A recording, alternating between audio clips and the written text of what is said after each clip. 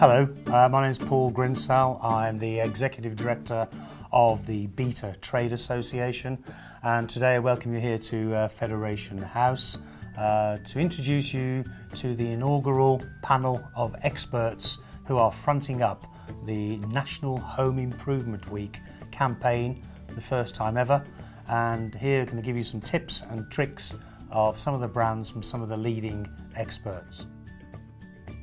Morning, ladies and gentlemen. Welcome to the first inaugural round table of the National Home Improvement Week campaign, due to be launched in a couple of weeks' time in March.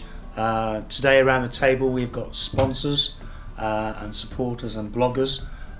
So Will Butler from ERA, Fiona from AkzoNobel, Mike from Trend, Kate, our PR advisor on print and media, Amanda Stone from QEP, and Steph Bron from the DIY Doers.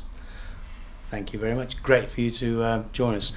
So the aim of today is just to give a flavour of why we've become involved in National Home Improvement Week, and it's really just a very general, open discussion about some of the issues affecting our industry today, some of the issues affecting your products and sales today, and how we might just encourage, motivate, enthuse the consumers into doing more DIY in the future.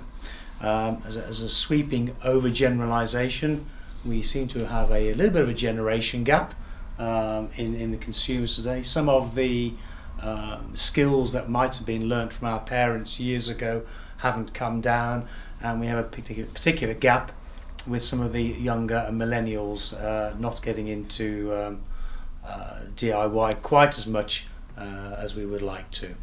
So, open sort of fairly question first of all, and I guess I'll start off with, if you had unfettered access to the nation's consumers, and DIYers and gardeners, home improvers, what would you want to tell them about your product or range of products to make them want to do more and want to buy more?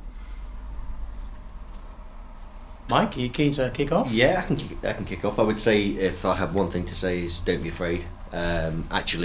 There's lots of information out there that you can get hold of these days. We have a particular tool that on the face of it would look scary, but actually using it, confidence comes, and you can do so much with some of the products that are out there. So I would say, get involved, get out there, do it. There's lots of information.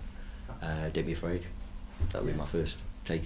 Great. I think the campaign overall is geared to show consumers how they can do DIY with the right knowledge, with the right tools, and with the right products. So good for you there. And great. Fiona. So I would say that there's never been a better time to be involved in DIY as a consumer. The products are so much better quality, the range is amazing, but there's also a lot of tools out there to help you if you don't know what you're doing. So there's everything from inspirational things online, as well as we've got, for instance, tools that can help you visualize what your room would look like, curate different colors, and also DIY manuals and instructions and videos on how to actually do it. So I would say just get stuck in. From a home security perspective, technology has made it easier than ever before to make your home more secure. So the advent of wireless alarms are really very straightforward for homeowners to fit and monitor and operate themselves at significantly less cost than the monitored systems that we've been used to in the past. Okay, thanks Will. Amanda? I think really from the point of view of tiling tools and fixings, you can make a difference in a very short period of time. So for example, if your tiles look really tired, it is really quick and easy within a few hours to be able to rake that grout out and replace it and refresh it and make it look so much better in a short period of time. So again, echoing everyone else's sentiments, having the confidence you can do it and it is easy to achieve. Okay. And from the DIYers perspective, who are actively engaged in encouraging consumers to have a go. Yes, definitely. So what we find is that there is definitely a lack of confidence. There's a lot of fear and overwhelm around what it means to do a DIY project. So It's really encouraging to hear that brands are on board with that, and what the DIY Do is aim to do is bridge the gap for the consumer. So it's really important to have the correct tools. It's really important to know, to practice. Don't do the job for the first time on your own wall, for example. Get out there, do some workshops. That's the kind of thing that we want to help encourage people to do, so that when they get to do that job, there is already confidence there in learning those skills that you so rightly said have not been, for whatever reason, passed down to a generation of people. So it's a bit needs must. Like let's save money and let's do it ourselves. Okay. I think this this generation gap, is also a bit of a millennial gap as well, in so much as we're also becoming an increasing number of household renters rather than owners. The home ownership is still very high, but it's not as strong as it once was. Getting the young people onto the housing ladder now is more difficult, and they're less inclined to spend more money on a property that they don't own. So there's that also to play with. Yeah, I would say, I'm a landlord and a homeowner, very fortunate to be, and I would say that I have had tenants who want to do things, want to improve the property, and I'm all for it, Yeah. I think there are, again, it's knowing what you can and can't do within the realms of sort of ease and costs that can improve any home. It's not about, that could be your rental home for life. It's not about making it a temporary thing. It's about actually having the environment and the home that you really want, because that's where you're going to feel most content and most at ease, I think. Yeah. We see if we look across at the continent, there's been a long tradition of people renting for long periods of time. And with this whole generation rent coming through, we're starting to see people in renting for longer and longer in the same home. And we did some research recently looking at that, and there seems to be more and more landlords who are open to people decorating, because it is their home if you're having these longer leases. It's just really making sure that those people understand that they can do, if they're renting, that there is the opportunity to do that, and that quite quickly, by doing small changes, you can really make it feel much more personalised to yourself. I think that personalisation is really, really important, because I've rented as a consumer, I've rented and I've owned, and it hasn't really made any difference to my inclination to do DIY, to improve, but mainly to make it feel mine, and I think that's a really important thing to tap into. We also have a skills shortage in the UK, so getting tradesmen to do jobs is not always an easy, that in itself is a huge challenge. And there are jobs that you can do yourself and save yourself a hell of a lot of money trying to do it, because you get quotes that are sky high, maybe prohibitive. So I think that's also a factor these days as well, where you can save a hell of a lot by doing it yourself, and perhaps spending more on the tools that means you can do future jobs is a good investment for the future as well, for people taking those things on. What we find is that that's exactly the situation, and also coming from a trades point of view as well, there are lots of jobs that aren't financially viable for trades companies, for example, to take on. The handyman of the past really is sort of dying out a bit, and certainly in London, obviously there are people there, but the size of job is important, and that sort of income is tricky. And so if there are things that people will do themselves, they are going to save themselves a lot of money, but also a lot of hassle, because those sorts of small jobs get pushed down the list for tradespeople, because it's not worth their time actually financially, which is a shame. But it's all the more encouraging for people to just learn to do it, like you said, invest in the tools, get yourself everything you need to do it. I think the scarcity of tradespeople is also a factor. They're not always available when you need one, and sometimes it's just not feasible to wait for somebody to be available when you could give it a go and do that job yourself. Yes. Coming back to renters again, and thinking through a lens of home security, whilst it might be difficult to persuade a landlord to change all the locks on a property, to upgrade them and make the place more secure, what the renter can do now is invest in more portable security technologies, again thinking about wireless alarms, because it doesn't need holes to be drilled throughout the house and great long cables to be laid. You can fit it yourself in as little as 15 minutes, and then should you move to a new rental property, take it out and take it with you. So that investment becomes the renter's investment rather than the landlord's investment. Okay. Interesting in hearing some of those comments there. I'm sensing a thread of technology coming through in lots of your products. So for Akzo Nobel, the I guess the use of an iPad or a PC to model your room and to which colours is obviously appealing to a younger audience. I suspect there's some digital equipment coming through from the security side. Does this alter the way in which you communicate with potential customers in terms of the material you give them? Yeah, I think so.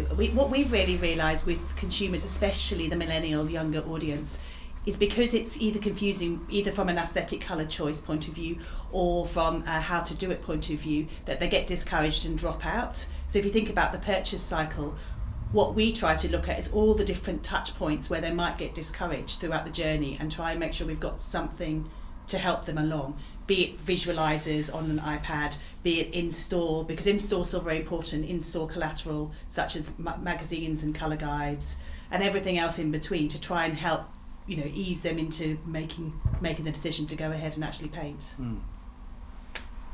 Okay, just a general observation because I'm old enough, but going back from bygone years, the current stimulus on TV, which is very important for the sector, was in its heyday changing rooms back at the end of the 90s when Anna Ryder Richardson, Linda Barker and Lawrence Llewellyn-Bowen and Carol Smiley and so on were on our screens all of the time and told us all how we could change a room in half an hour on a Thursday night. Brilliant.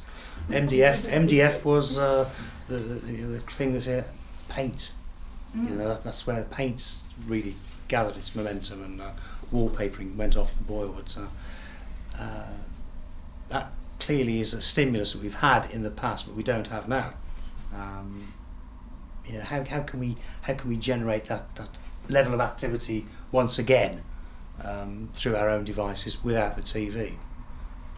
I think from my point of view, it's a lot more focused obviously on social media now. So we're starting to invest a lot more in having actual videos online, not just of actually how to do, because there's lots of videos already within the arena of social media of how to do something, but actually of how to put the tools together, because it's not just about doing the project, it's about the tool assembly, and even something like instructions can sometimes look very daunting for someone again who's not so familiar. So we actually do guides of how to assemble products now that we put on our QEP YouTube channel, so that's there for everyone to view. We're also focusing on having some easy guides for fixings as well, because again, fixings, it's not something that everyone does every day. It can be quite scary and quite daunting, picking up a drill and having to drill into a wall, creating holes. So that's something that we're working on at the moment. And we're also going to be featuring lots of videos on our website to help consumers and give them the inspiration, because for me there's lots of inspiration out there on how the finished effect will look, but not necessarily on how to create it. So that's what we're trying to help to encourage and inspire confidence. Well, sadly the biggest driver of upgrading home security is having your home broken into, which obviously we would much rather wasn't the case. Ideally you upgrade your home security first and then you don't get broken into and have to go through all the rigmarole of insurance claims and the upset that causes. So one of the things we try to do is drive some of the ancillary benefits of some of our products. So if I take smart home security, yes, it can prevent intruders, but it can also give you alerts and monitoring which can help you outside that range. So for example, when people arrive home, they have a specific RFID tag that deactivates the alarm, so you know that your daughter is home from school safely. You can add water monitoring units that allow you to see whether there's a leak somewhere in the house before it has the chance to cause any damage. These are the kind of ancillary benefits that we're trying to talk to people about, so they understand, yes, it makes my home secure, but there's an awful lot more that this system can do for me as well. Yeah, I think for us it's no different than the rest around the table. You know, how-to guides and where people access that information is massively important. We've traditionally been a very print-based business, lots of information in print, but you can see, we have some fantastic videos now to show not just the skilled trades guy how to go about using some of our products, but also DIYers, if they're looking to fit a kitchen, for example. One of the most daunting projects is to put the worktops on. So to have a video online that people can rewind, watch time and time again is fantastic. And actually when you see them in operation, the risk is so low in those products, it demystifies everything. We were talking about fitting locks and hinges and things. Doors are expensive usually. If you buy a front door for your house, it's an expensive purchase. You don't want to make a mistake if you're fitting a lock. Well, with the right jig, you won't make that mistake. But it's important to have that video so you can watch it time and time again to make sure that the process is fail safe really. And practice is, again, you can practice on a bit of wood before you hit the door. So there's all those kind of tips there that demystify things. And some of those skilled, really highly skilled applications, actually with the right tools, you don't need all of those traditional skills. If you've got the right tools, you can do that job. And that's the bit that where we kind of come in. There are some great tools out there to help you out along the way. So I was about to come out with a big question and saying, is DIY dead? And I think from what Mike has just illustrated, that it's not. It's more about now giving the consumer the confidence and a little bit of knowledge to actually have a go and have a stab at it. Because we're certainly operating in a very, the consumer we're operating in a very digital savvy world, and increasingly, the reliance on YouTube and other social media is very important in this process, and partly why the whole campaign of National Home Improvement Week has been driven through social media channels. So is DIY dead? I think it's an interesting one that mystifies me, is that whenever we have any sort of economic upset like 2018 or Brexit more recently, you can see that there is a decrease in people doing DIY. Every single time there is, whenever there's a bit of underconfidence. Things like lipstick hold steady. Fake tan went through the roof last time. I think you can't afford to go on holiday, so you may as well look like you have. But DIY falls off the cliff, which doesn't really make sense, because if you can't afford to move and you can't afford to go anywhere, why don't you want your house to be as nice as possible? The cost of going out to take the kids to Pizza Express, you could paint your kitchen. But it does seem to be that there is always a slight downturn, which then follows the trade. So we've seen at the moment there's been an upturn in trade paint, and we know that's because there's been a lot more public spending, and we tend to find that consumer spending will mirror that. So like a year or so afterwards, we'll see that that will follow. But yeah, it's a question we ask ourselves all the time: is why aren't people spending more in a time of uncertainty than less? Is that again to do with confidence in general? Do you think that people just don't spend on anything apart from, as you say, the lipstick or the having the nails done or whatever it is? They don't spend on anything just because feelings of confidence affect any project. Yeah, so you do see when we monitor other areas like like electrical goods and various other things that you might see, people don't spend on those either. Certainly not cars and other big ticket items. But the thing is, DIY is not big ticket, so I feel like you can do amazing home improvements for the same price as a nice lipstick and a bottle of fake tan. So if those things hold buoyant, then I don't understand why people aren't really thinking, okay, I can't really afford to go out, so I'm going to make my house the most amazing place. I want to make it. This could be an amazing place to have a dinner party, cheaply, and why that sort of thinking? Because last 2008 was really when the big baking trend took off. So when people suddenly got into growing their own vegetables, people started doing a lot more baking at home. So why isn't that home where you're doing all of this? Why isn't it important to make sure it's as lovely as possible? From my point of view, it's we always say to people, you don't know what you don't know. Yeah. And actually, DIY, the negativity around DIY is dead. This is about being positive now and finding out. And I think with the social media and technology aspect comes a huge responsibility from our point of view, because we want the best quality how-tos. We're all aware there's a whole lot of stuff on YouTube, but the specificity of your product and the tools that you're supplying and the security you're giving people is so there's a responsibility that we have with that to make sure that that information is of the best quality it can be, so that that confidence does build. And actually, from the DIY doer's point of view, it is all about the positivity, the confidence building, and also how that can spill into every aspect of your life. You know, when your home is a beautiful place, a sanctuary, other things in your life start to improve and you feel better, you know, you're less stressed. It almost sounds like a cliche, but I've lived that firsthand, and I encourage people and I spread that word, because the security, all of these aspects, all of us here today have something to offer people to improve their lives, not just their homes. Mm-hmm.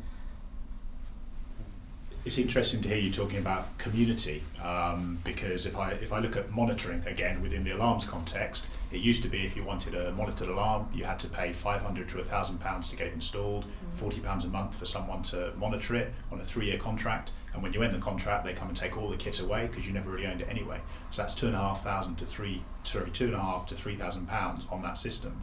So today, as I've talked about, you can obviously buy an alarm, fit it yourself, monitor it yourself as well.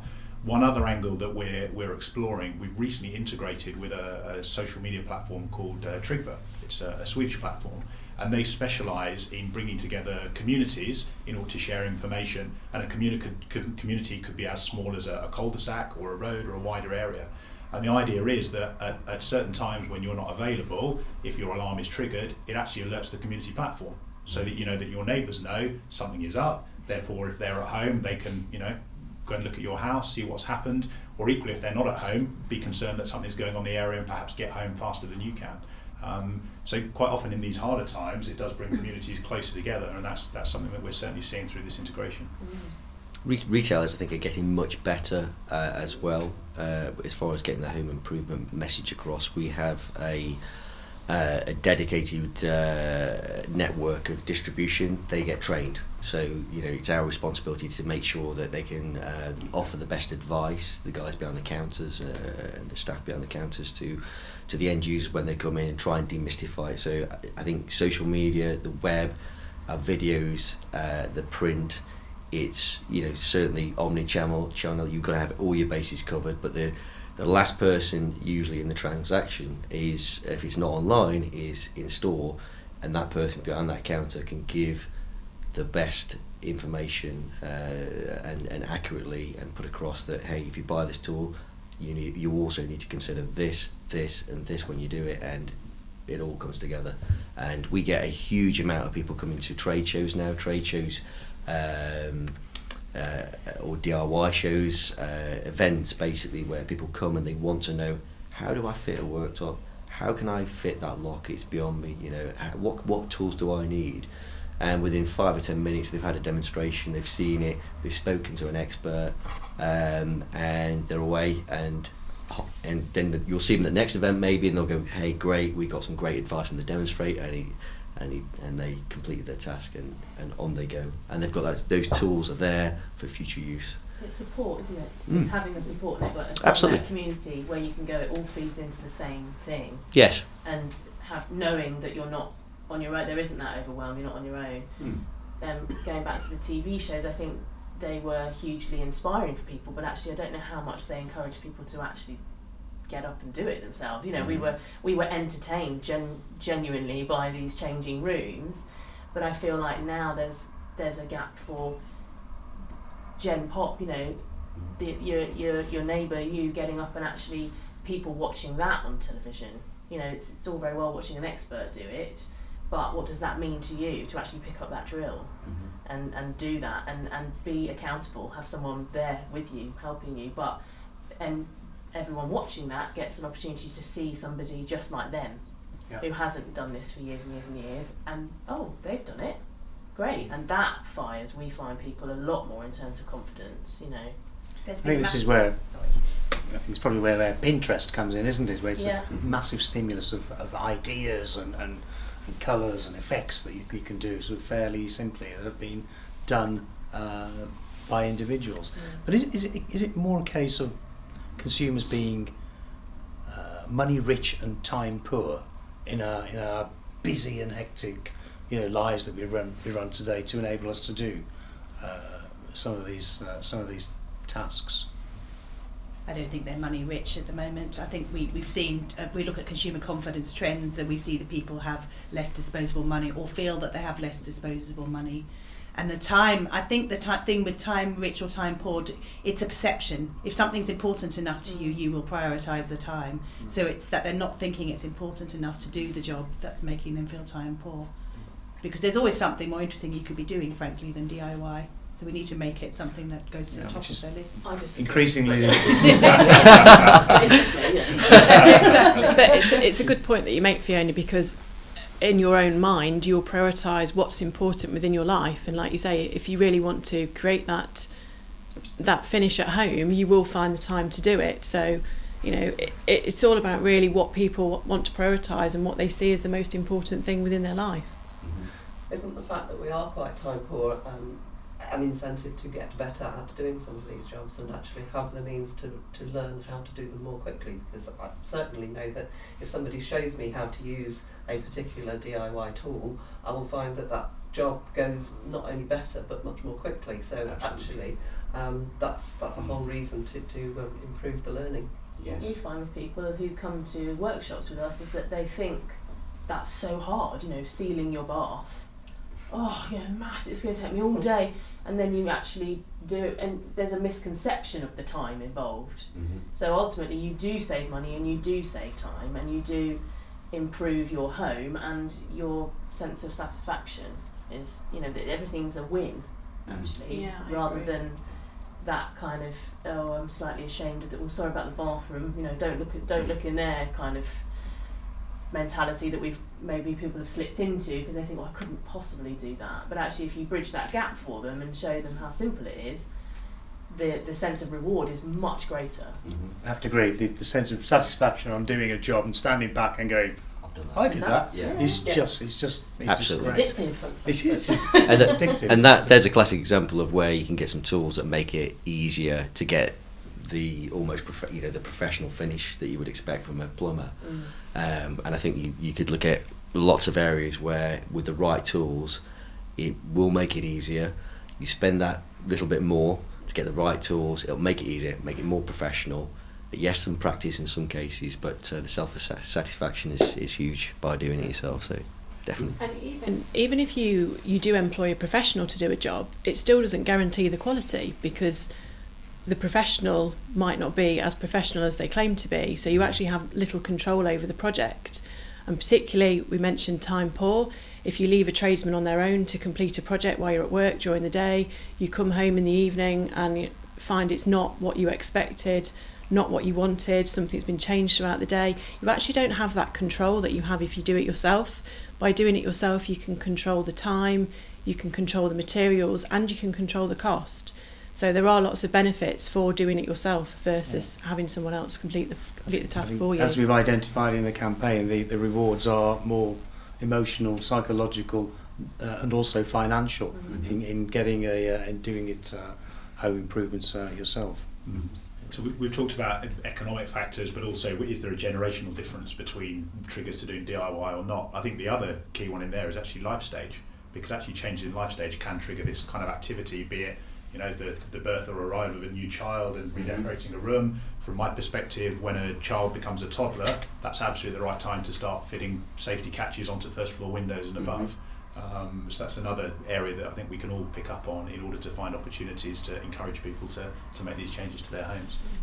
We've seen in colour trends, the greys have been around for about 7 to 10 years. So there's been this real trend in Scandi type, calm interiors. But what's really coming up that I find really interesting is people adding pops of colour to these greys, which are here to stay. So just putting like if you've got a pillar in your house, just putting a yellow splash, or pinks and yellows are quite popular. It's the sort of thing you could do in 2 hours with a tester pot. You can actually make something immediately up to date and just put little quirky bits, around the place. The other thing I've noticed is in shelves, people on I don't know whether you've seen that on online, #shelfie. There's this big trend of people having open shelves and sharing those with the world. Again, that's the sort of thing that you can very easily do without too much effort, and it gives you maximum self-satisfaction and a bit of bragging opportunity for social media. Okay. Just on a note we just touched on there, You may be aware we've implemented some research amongst 2,000 consumers up and down the country with a cross divide of gender and region and so forth. And in terms of the generation divide, 18 to 34 year olds are the ones most likely to get home improvement inspiration from social media. There's no surprise there. 35 to 55 year olds are most likely to get their home improvement inspiration from in-store or store outlets. So there's a real definite demarcation of where the generations are sourcing their knowledge from. So given that, you know, an Englishman's home is his castle, and it's the single biggest investment they're likely to make in their lifetime, where does this take us in terms of the future of DIY? Is there a long-term future? Some of the retailers, for instance, they not only compete with amongst other retailers, but they're competing against, in terms of expenditure, they're competing against a new car or a holiday or whatever. So they see competition in different ways. And that's because, you know, the limited to a degree of money that we have. So how do we raise home improvement up the agenda? I think sometimes you don't have the choice.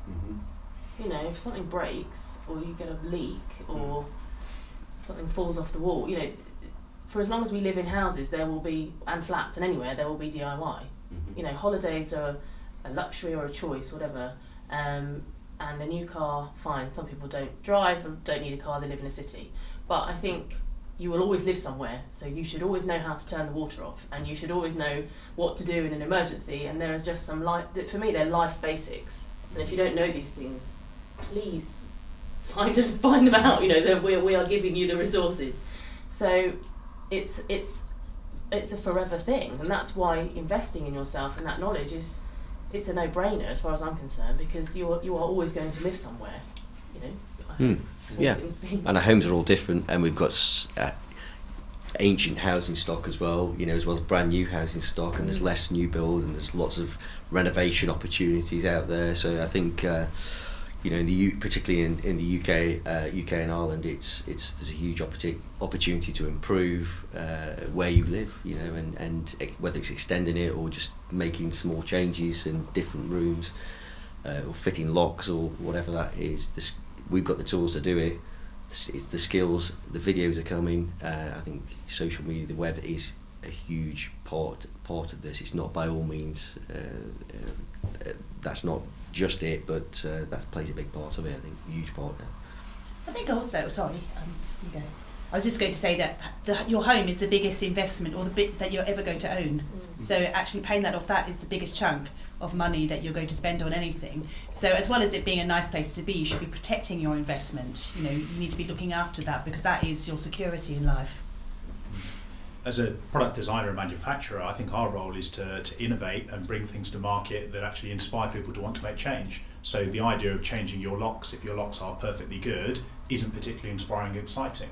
But if I talk to you about a passive smart lock that opens when your phone is left in your bag or your pocket and you just touch it to unlock, okay, that's more interesting.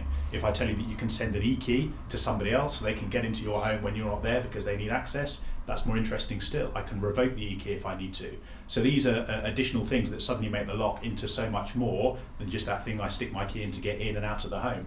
Now you pair that with a Wi-Fi doorbell as well, so you can see on your phone from anywhere who's arriving at your house, decide that you perhaps want to let them in as well, deactivate your alarm remotely, move the view to an IP camera in the hall so they can leave the parcel and then go, so you haven't missed that delivery.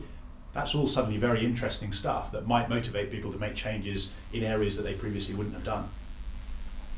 I think in terms of spend, your holiday only lasts 1 or 2 weeks and then the holiday's over, but the money that you spend on your property is there forever, or as long as you decide to then renovate or change it again. So it's much more long term. Your holiday is just a very short feel good factor, but whatever you do to the house is going to last a much longer period. That's the point, wasn't it? It's more fun than rolling your sleeves up and doing some home It improvements. is, but again, if you look at the cost of your holiday versus what you can do at home, and how much you can spend in terms of, if it's a very small spend to make that big change, it is something that, you know, is definitely worth looking at and worth doing, because you'll still come back from your holiday after 2 weeks, you'll be like, oh, I've had a lovely holiday, oh no, look at that wall, look at that kitchen, look at the bathroom. It's still there to remind you when you come back. And just a small amount of time and a small amount of cash can make a big difference permanently. And again, Steph's mentioned at home how it makes you feel mentally. It will lift you every time you walk into the property, because you're like, oh, look at that, I've done that, I've achieved that, I made that change. So I think, you know, there is that factor still out there, and that's something, again, that we need to work harder to push and impress on people. I guess that's the key point, is how we raise home improvement up the agenda, isn't it, in terms of the consumer, and how rewarding and satisfying it can be going forward. So it's, you know, whether you do it yourself or it's do it for me. I think the opportunity to improve your homes and gain sales through either route is the objective we're all looking for. So it strikes me, and we haven't touched on garden to a large extent. There aren't many garden players around the world, but yes, Cooper produce. External fixings. External We love a fixings. You can make planters with tools. You can make all kinds of interesting things. So yeah, no, we're in that as well. All right. Yeah. Okay, so secure your shed or garage. I'm instantly hearing that Lots of DIY opportunities. and garden is the craze that's here to stay. So I think your point was well made, that we are going to have this housing stock and this investment in our properties for years and years to come, and DIY is the craze that's here to stay. I think knowledge, Paul, is one other thing that I think if you're armed with knowledge, even if you can't take a job on yourself, when you have a tradesperson into your house, you don't want to be you want to demystify it, because you don't know what you're paying for. So I think if you have some knowledge, basic knowledge, what does it take to fit that kitchen? What does it take to tile that bathroom? At least you know, then you're in a better position to go, actually, that quote I had seems a bit high. This guy seems like he's more realistic. I know what work's going. I know how long it's going to take. And if you've tackled some small jobs, let's say you'd fitted a lock, it gives you an appreciation if there's 20 locks to be fitted in the house, just how long it's going to take, what time, what tools it's going to take to do those jobs. So I think it is, even if you're not completely doing everything yourself, the knowledge you have is going to help you get the trades guys to do the right thing for you, and you make sure you don't pay too much. Knowledge So is power. knowledge is power. Application of knowledge is powerful. Yes, it's a bit like going to the garage and not really understanding what goes on under the engine, and they say. What in this your is the views then is the best place for consumers to find inspiration for all this activity and work that might need doing? The DIY Doers Club. I was asking for that, wasn't I? Yeah. Well, again, The Trend YouTube channel, sorry. Yeah, it is online. I appreciate that, Yeah. but you know, the generation, the consumers and the survey that you did, you know, I fit in mentally into one of those boxes, and age-wise into the other box, and I think there's lots of crossing over. You know, I've got parents in their 70s who are really online. You know, they love the idea of an app where you could change the room instantly, things like that. So we are, whatever way we look at it, we are moving into doors that unlock with our phones and all of that. And I think let's embrace it, and let's get the best out of that technology and give everyone the resources using that technology to help ourselves and each other. Yeah, and using, you know, multi-channel, as you alluded to, people are looking across different channels, so we should be, whatever stage of the journey or however they prefer, we should have collateral for them that they're able to make those decisions and learn, you know, whichever way they prefer to do that. I'm personally really inspired at the moment by places like House, you know, which is the website where you can actually see where professionals have done things, but you can also click through and learn about if you want to define those particular tiles or that particular product, you're able to then go through and you know, curate that exact look if that's what you want. I think alongside the inspiration and the knowledge, as the people have talked about, I think with the emotional engagement is really important to get back into this. And, and whilst I think online is obviously the place to both inspire and provide knowledge, sometimes the human bit has to come back into it, whether that's just pride in the job. I love the fact that people boast about their DIY achievements online. I think that's phenomenal. And just the satisfaction and the excitement of new technology coming along. I think that all of those are emotional things, and we need to give DIY a real emotional boost, which gardening perhaps you could argue has more naturally. It's about growing things, and you were talking about baking earlier. That clearly has a huge sort of excitement, satisfaction, people element, and we need to have that back in DIY again. I'd just make one final plea to people not to wait for a break-in to be inspired to share their home is secure. And for me, it would be make sure you're safe as well, because if you're undertaking things, safety comes first. So PPE, make sure you're, whether it's dust, whatever it is, steel toe cap boots, gloves, don't put yourself at any risk when you're trying to take on a project. Any advice from QEP or? We have lots of safety products within our Victrex range, so we can certainly help with that. But yes, we also take lots of enquiries on the telephone as well. We still find that's a really popular route for people to ask questions. There's just as many on the telephone as there are through our website and our Contact Us form. So we still have a lot of interaction on the telephone with people, sometimes just wanting, an answer to a simple question, or sometimes actually asking, how can I do whatever it is they want to do? So we do find that, is still a very popular route to get answers to questions. It's not just all about online. No, I agree with that. I mean, we get a hell of a lot of phone calls, and also, we have the online chats and live chats online, but telephone is and we've got experienced guys in the office that are ex-trades guys with lots of knowledge, and if they get a phone call to say, how do I fit a kitchen, they'll take you through the process and guide you with some advice and tips on what you need to take some of those big tasks on that perhaps you wouldn't necessarily need to. And it comes from confidence, talking to somebody else that's done it, whether it's behind the counter in a trade show, a trade counter, it's confidence, and that person can help you along the journey. Definitely, I'd agree with that. We even had one of the my favourite ones to make reference to is a gentleman called on a Friday afternoon, and literally I was on the phone to him for about half an hour, and he walked me around his house, and every single fixing job that he'd not finished, he wanted me to help him and tell him which fixings that he needed to buy so he could complete the tasks over the weekend, because he was sick of seeing everything on the floor, shelves that he hadn't put up, pictures that he hadn't fixed, and he was calling to ask for advice because he knew how to use a drill and he was happy with that element, but he didn't know which kind of fixing to use and wasn't happy with other advice that he'd had from people, so he was calling us so that he got the correct advice so he could again get the confidence to do it. So that was one of my favourite ones to make reference to. Call up and just walk me around the whole of the house and have advice for every single job that you've got to finish. We have a store network as well for the Dulux Decorator Centres, which are more for trade, but consumers can obviously use and do. And we do find people coming in and speaking to the staff who are very experienced about getting detail about how do you do slightly more tricky jobs, especially with the other users like fillers and metal care and the slightly more exotic areas. I think Mike's already made reference as well to the element of training store staff as well, which we also spend a lot of time on that element, but store staff are covering a huge amount of different products, different brands, different categories, and it's difficult for them to be experts in every area, but that is an area that we look at and we focus on as well.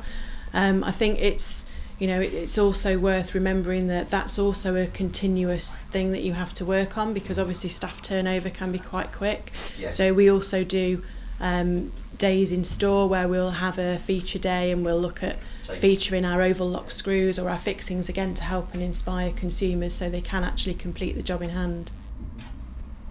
Yeah, experts are very important, and we do try to help consumers get access to those experts. So, for example, in security terms, master locksmiths are about as highly expert as it gets.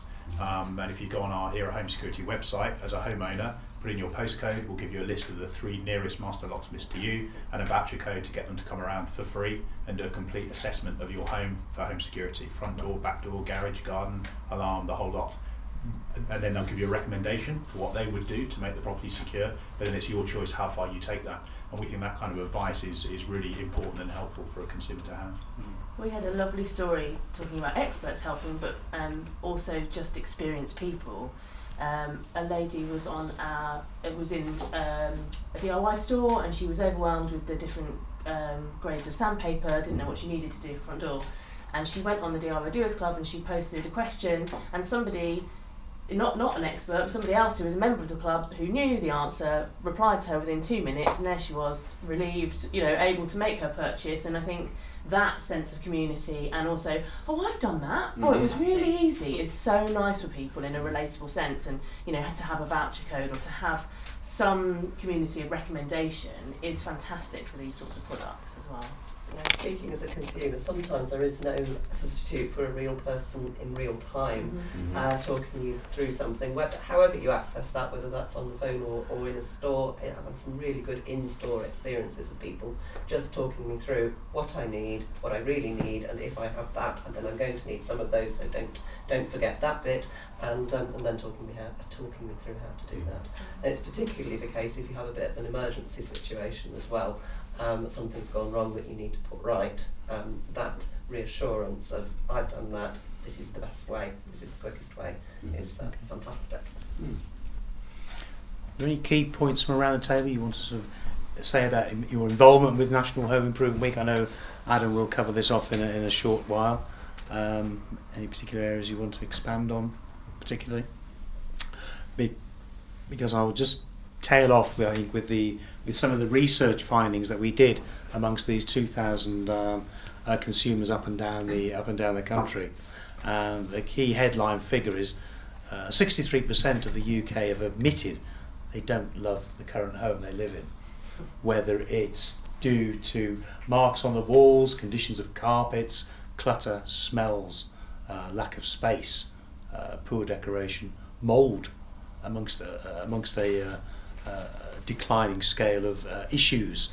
So there's lots of opportunity for DIY for sure, and it's just again giving them that knowledge and confidence. 31% of people think it's too expensive to improve their home. I can't argue with the figures, that's what it says. 82% confess to calling a professional before they even attempt to do DIY. Also interesting. However, 86% actually enjoy making home improvements within all those figures, but 32% lack the knowledge to make the improvements they would like. I think, which is one of the key elements of the campaign, is how to inspire, how to encourage with the right tools, knowledge, and information. And 61% prefer to improve their home with comfort in mind. And 32% put style first when improving their homes. So some interesting stats, and this is sort of cross-gender, cross-age, and across the whole of the country. When it comes to a gender divide, no surprises here, but only 6% of guys claim to be embarrassed about their home, whilst 13% of ladies claim to be embarrassed about their home. 18% of men are likely to make home improvements to impress their guests, and 30% of women are likely to make improvements to their home to impress their guests. 24% of men would attempt to do home improvements before calling a professional, and only 13% of women would claim to address the home improvement before calling professional. So some fantastic stats which we will be bringing out in the campaign over the coming weeks, and for me, if there's no further elements or questions you'd like to bring up, that's fantastic, and thank you for your time. Thank you. You're welcome. Thank you.